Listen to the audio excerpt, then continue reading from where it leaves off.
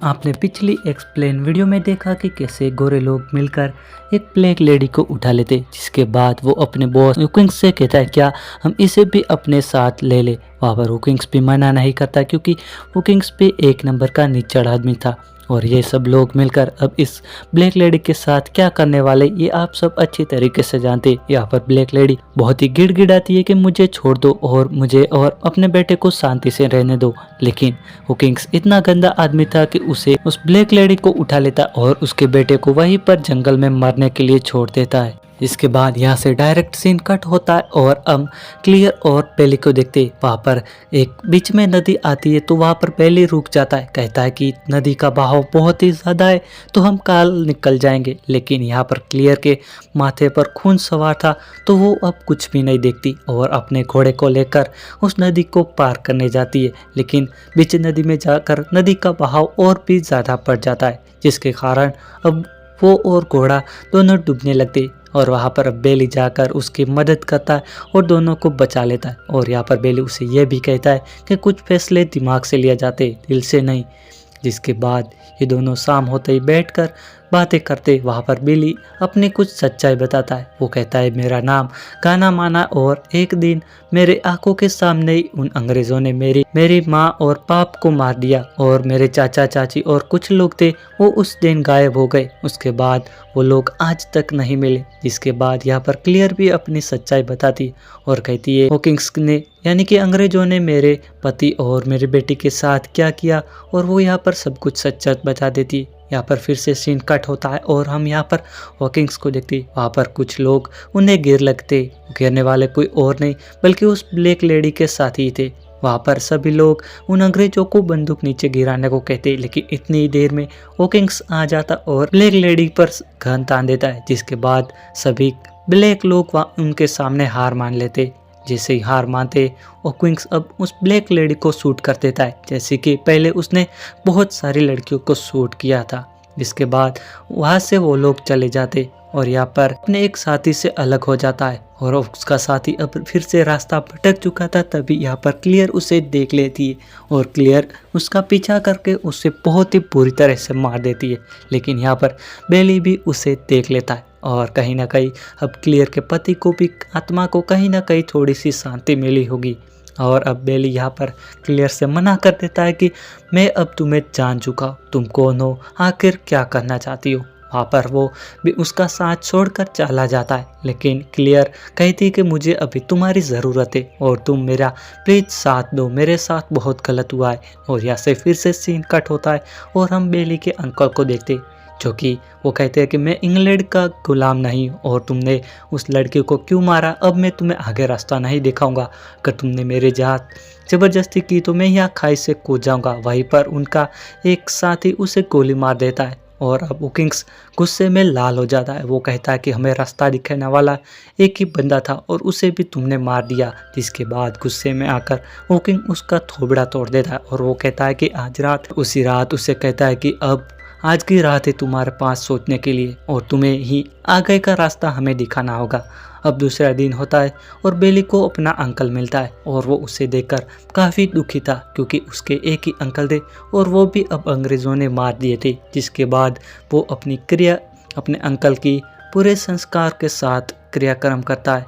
जिसके बाद यहाँ पर क्लियर को फिर से हॉकिंग्स देखता है और हॉकिंग्स पर वो गोली चलाती है, लेकिन यहाँ पर हॉकिंग्स भी क्लियर को देख लेता है। जिसके बाद हॉकिंग्स भी पलटवार करता है और क्लियर पर गोली चलाने लगता है और यहाँ पर एक गोली क्लियर को लग भी जाती है। जिसके बाद क्लियर यहाँ से भागने का फैसला करती है और बेली को भी कहती है कि तुम यहाँ से भाग जाओ और बेली को वो बंदूक देकर वहाँ से भाग जाती है। लेकिन बेली वहाँ से भागने में नाकाम रहता है और हॉकिंग्स उसे पकड़ लेता है। हालांकि हॉकिंग्स उसे मार देता, लेकिन अभी भी हॉकिंग्स उस जंगल में ही फंसा हुआ था तो वो उसे अपना गाइड बना लेते और अब वो दोनों जाने लगे थे। और दूसरी तरफ क्लियर पूरी तरह से रास्ता भटक चुकी थी और अब उसे कुछ भी पता नहीं चल रहा था और उसे अलग अलग इल्यूजन होता था।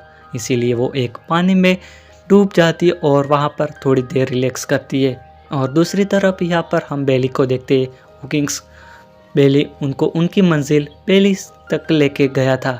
वहाँ पर अब हॉकिंग्स एक छोटे बच्चे को कह देता है और वो बेली को मारने के लिए कहता है, लेकिन वो छोटा बच्चा वहाँ पर गोली नहीं चला पाता।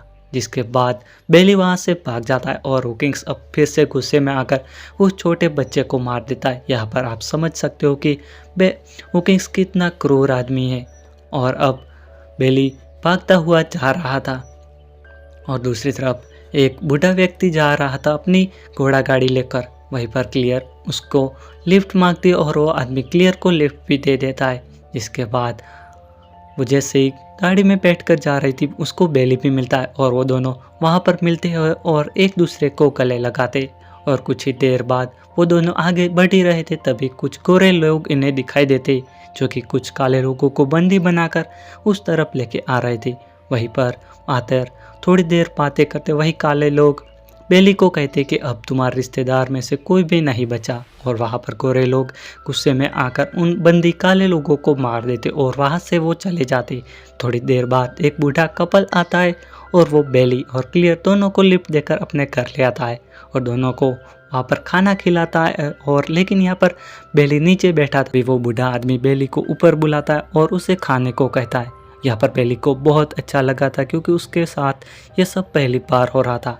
और बेली वहाँ पर बताता है कि यह देश हमारा है और हम यहाँ पर आज़ादी से रहते थे, लेकिन कुछ गोरे लोग आकर हमें को मार रहे और यहाँ पर हमें छुप छुप के रहना पड़ रहा है। जिसके बाद दूसरे दिन होते ही वो बूढ़ा कपल बेली और क्लियर को टाउन में छोड़कर चला जाता है। वहाँ पर अब उनके पास बिल्कुल पैसे नहीं थे, तो क्लियर अपना कुछ सामान बेचने के लिए एक दुकान पर जाती है, लेकिन वहाँ पर दुकान वाला कहता है कि हम चुराई हुई चीज़ें नहीं खरीदते। इसके बाद क्लियर वहाँ से वापस जाने लगती है। वहीं पर बेली कहता है कि क्लियर तुम्हारा घोड़ा हमें मिल गया है।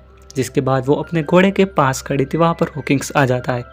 हुकिंग्स कहता है कि तुम यहाँ पर क्यों आई हो, यहाँ पर से तुम चली जाओ। लेकिन यहाँ पर क्लियर नहीं जाती और वो हुकिंग्स के पीछे पीछे उनके सीनियर के पास जाती और यहाँ पर हुकिंग्स के सब कुछ पांडा फोड़ देती है और उनके सीनियर को चिल्ला चिल्ला कर बताने लगती है। लेकिन यहाँ पर हुकिंग्स अपने आप को सही साबित करने के लिए उल्टा इल्ज़ाम क्लियर पर डाल देता है। वो कहता है कि क्लियर ने मेरा घोड़ा चुराया और मैंने जब इसे पकड़ा और कुछ कहा तो ये मेरे खिलाफ गलत बोल रही है। वहाँ पर उसे इंसाफ बिल्कुल नहीं मिलता और उसे खाली हाथ वापस आने पड़ता है।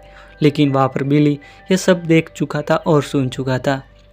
जिसके बाद बाहर आती है तो वो हुकिंग बेली और क्लियर दोनों बात करते। वहाँ पर अब क्लियर बेली से कहती है अगर तुम्हारे साथ कोई ऐसा करे तो तुम लोग क्या करते हो। वहाँ पर बेली कहता है कि पहले तो हमारे बुजुर्ग लोग उसे आराम से समझाते, अगर वो नहीं मानता तो उसे मार देते।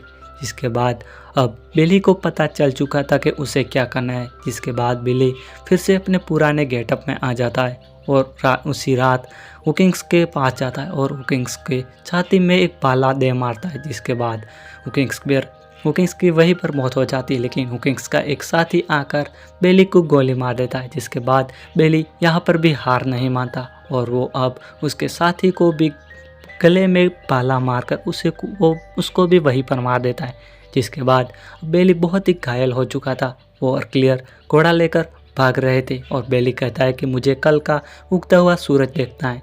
जिसके बाद एक समुद्र किनार के पास जाकर वो दोनों बैठ जाते और यहाँ पर दोनों मिलकर प्रार्थना करते कि आने वाला समय बिल्कुल अच्छा हो और भेदभाव की दुनिया बिल्कुल ख़त्म हो जाए, काले और गोरे लोग दोनों एक समान हो।